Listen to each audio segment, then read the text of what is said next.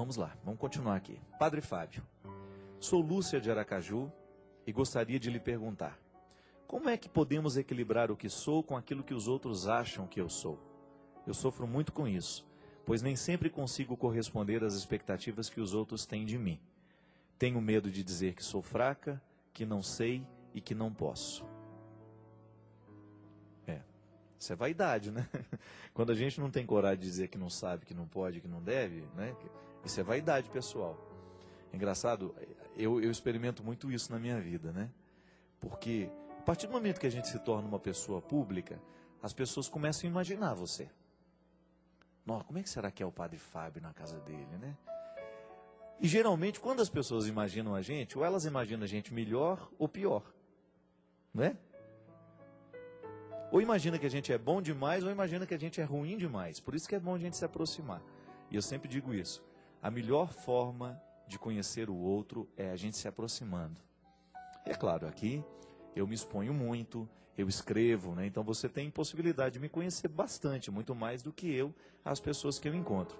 Mas eu acho interessante porque às vezes qual é a vaidade que às vezes eu percebo em mim?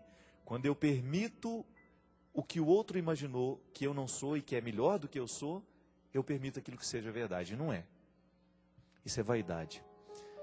Lúcia, toda vez que você passar pela experiência de ter que ser você, não tenha medo de mostrar a sua fragilidade, mesmo porque você só vai se fortalecer na vida à medida em que você mostrar que você tem fragilidade.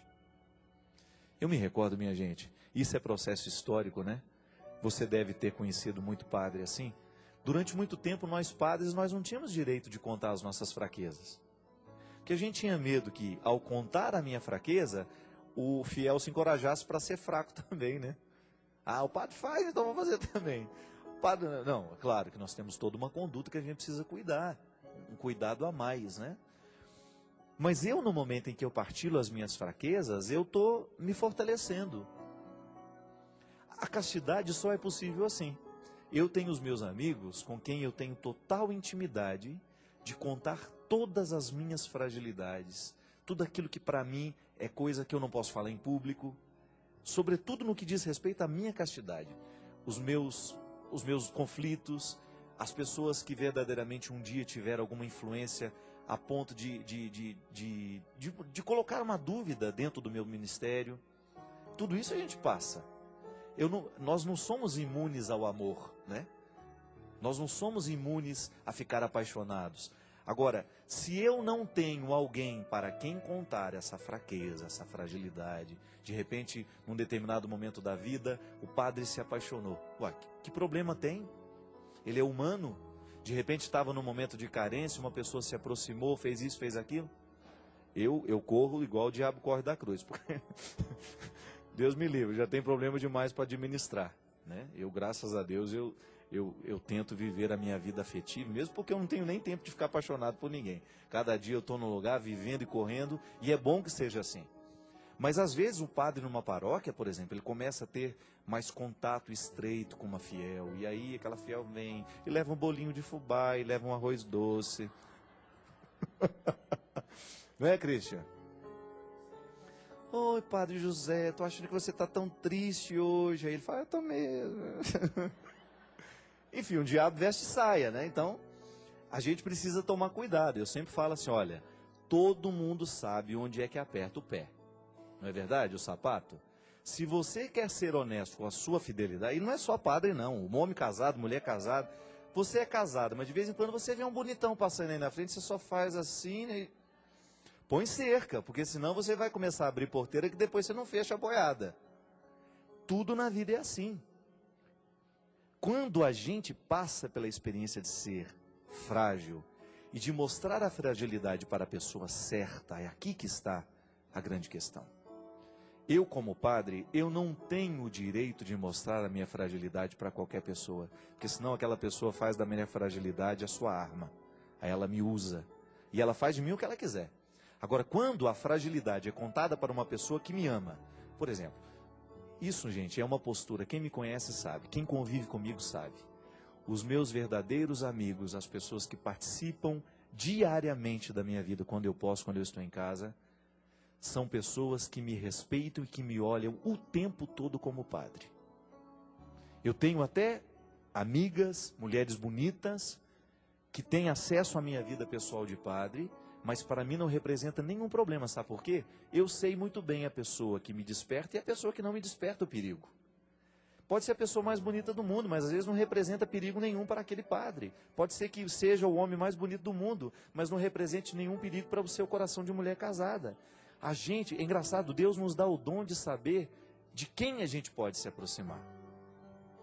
E a gente só pode mostrar as fragilidades para quem verdadeiramente nos ama, quem nos respeita e quem não vai fazer daquela situação um mecanismo para nos tornar vítima. Então, que às vezes, Lúcia, o que a gente precisa, para a gente equilibrar o que a gente é, do que os outros imaginam da gente, você precisa afirmar e ter clareza. Olha, as pessoas que participaram da minha vida e da minha intimidade são essas. Essas pessoas vão lhe ajudar a ter coragem de dizer o que você é e o que você não é. O grande problema, volto a dizer, muitas vezes nós não temos amigos, nós temos só conhecidos. E geralmente para os conhecidos, a gente não tem tanta coragem de mostrar a fragilidade. E quem não se mostra frágil, corre o risco de se tornar ainda mais frágil, porque fica inventando uma coragem que não tem. Cola uma máscara na cara. É tão estranho isso. É como você chegar diante de um sofrimento que lhe faz sofrer e você não chorar. Quantas vezes, gente, eu atendo, às vezes rapazes, moças, que as moças choram mais fácil, né? Mas às vezes você tem um rapaz, hoje mesmo eu estava atendendo um rapaz, e ele, com aquela necessidade de chorar e segurando os olhos, vão ficando vermelhos, ele foi ficando vermelho, parecia que ia arrebentar. Aí por fim eu parei a conversa dele e falei assim, fala nada não, chora primeiro. Aí ele deitou a mão na cabeça assim, a cabeça nas mãos. Gente, ele chorava convulsivamente. Chorava tanto diante daquilo que ele me falava. Ele não precisava falar, ele precisava era chorar. Tanto é que é engraçado que depois que ele enxugou as lágrimas, ele virou e falou assim, nossa, estou tão melhor agora. E eu não falei nada para ele, só deixei ele chorar na minha frente. Falei, pois é, meu filho, às vezes o que a gente precisa é isso. Mas ele precisou ver em mim alguém em que ele confiasse. Aí eu falei, você tem amigos? Ele falou assim, tenho um ou dois que moram na minha cidade, padre. Mas aqui onde eu moro, faço faculdade, não. Eu só tenho mais conhecidos. E aí está essa questão.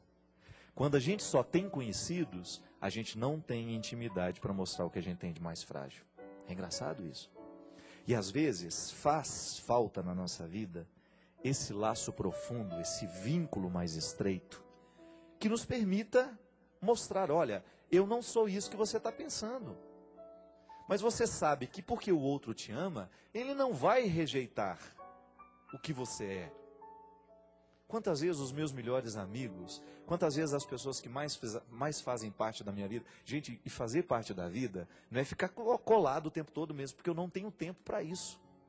E eu posso dizer para vocês que, graças a Deus, eu tenho amigos que verdadeiramente sabem todas as minhas mazelas.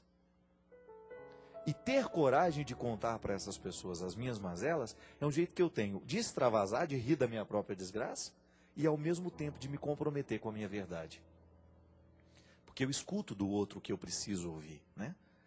Mostrar a fragilidade é você estabelecer as bases da sua força.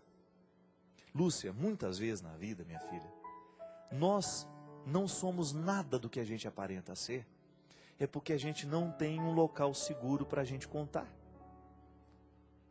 É como você estar num país estranho, angustiado, com saudade, com medo, e no meio daquela multidão, de repente, você vê um rosto amigo. Você corre, você abraça, você chora, porque aquela pessoa representa, naquele momento da sua história, tudo o que você precisa para trazer para fora o seu verdadeiro eu. Nós somos muito maquiados, né? Nós somos muito escondidos, nós estamos vivendo escondidos demais, justamente por falta de ter um lugar onde a gente possa, olha, posso dizer quem eu sou para você? Aquela frase bonita, né? O Jean Paul, um psicólogo norte-americano, ele escreveu de maneira bonita assim: se eu, algum dia da minha vida, lhe mostrar a minha nudez como pessoa, não me faça sentir vergonha. Bonito isso, né? Às vezes a gente sente vergonha porque a gente se mostra frágil para o outro. E o outro, quando nos vê frágil, nos envergonha ainda mais. É por isso que eu não gosto do olhar de acusação. E eu acredito que o olhar de Jesus era aquele que fazia a pessoa se sentir encorajada para vencer. Aquele olhar assim, né? Não, esse não. Esse não deve caber nos nossos olhos. Porque assim como ele nos destrói, ele destrói as pessoas que nós amamos. Sabe, gente, às vezes, um gesto de conversão que a gente precisa ter na vida, começar a ter amigos de verdade. Amigos de verdade. Pessoas que você vai estabelecendo vínculos, tendo coragem de contar quem você é. Um amigo de verdade é um sinal de Deus na nossa vida por causa disso. Ele nos leva à autenticidade. Ele nos leva a costurar na nossa carne esta reconciliação daquilo que eu sou com aquilo que eu não sou, aquilo que eu posso, aquilo que eu não posso. Quem sabe o que esteja faltando na nossa vida é isso. Amigos de verdade. Amigos que sejam capazes de nos acolher no que a gente tem de melhor, mas também de suportar aquilo que a gente tem de pior. E fazendo o equilíbrio dessas duas coisas, nos ajudar a superar e sermos pessoas melhores. Obrigado. Obrigado pelos muitos amigos que eu sei que eu tenho pelo Brasil, que já conhecem as minhas fragilidades e que mesmo assim me permite entrar na vida delas. E que mesmo assim continua abrindo a porta, ligando a TV, no momento do programa Direção Espiritual, e me confia essa responsabilidade de entrar na sua vida, de participar dos seus dias, e quem sabe, dizer alguma palavrinha que possa fazer diferença ao seu coração. Obrigado. Que Deus lhe abençoe e derrame sobre a sua casa, sobre a sua vida, a sua bênção. O Deus Todo-Poderoso, Pai, Filho e Espírito Santo.